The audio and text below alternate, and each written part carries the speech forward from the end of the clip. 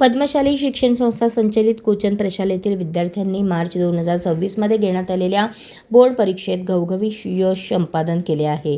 प्रशालेतील एकूण 292 विद्यार्थी या परीक्षेस प्रविष्ट झाले. त्यापैकी 28 विद्यार्थी विशेष प्रावीण्यामध्ये तर 81 विद्यार्थी प्रथम श्रेणीत असून एकूण 273 विद्यार्थी पास होऊन प्रशालेचा निकाल 93.49% इतका लागला आहे. प्रथम क्रमांक अविनाश वेणू श्रीपुरम 85.20%, द्वितीय गौतम जगन्नाथ साखरे 83.60%, तृतीय वरद पंडिताराध्य गिडवीर 83.40% असून तेलुगू विभागाचा निकाल 100% लागला आहे. तेलुगू विभागातून प्रथम क्रमांक देविका सीताराम बत्तूल 88.60%, द्वितीय श्वेता कुमारस्वामी गत्तूक 88.20%, तृतीय लोहित गुरुमूर्ती जम्मूला 81.60%. सर्व यशस्वी विद्यार्थ्यांचे पद्मशाली शिक्षण संस्थेचे खजिनदार गोवर्धन कमटम, विश्वस्त श्रीधर चिट्टाल यांच्या हस्ते सत्कार करण्यात आले. याप्रसंगी मान्यवरांनी सर्व शिक्षक विद्यार्थ्यांना शुभेच्छा देत अभिनंदन केले.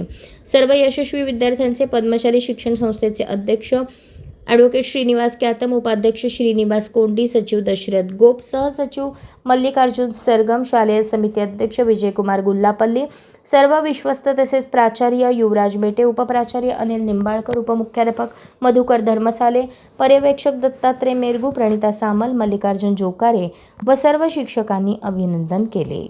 अशाच नवनवीन अपडेटसाठी जनता राज्य न्यूज चॅनलला सबस्क्राईब करा, लाईक करा आणि शेअर करायला विसरू नका.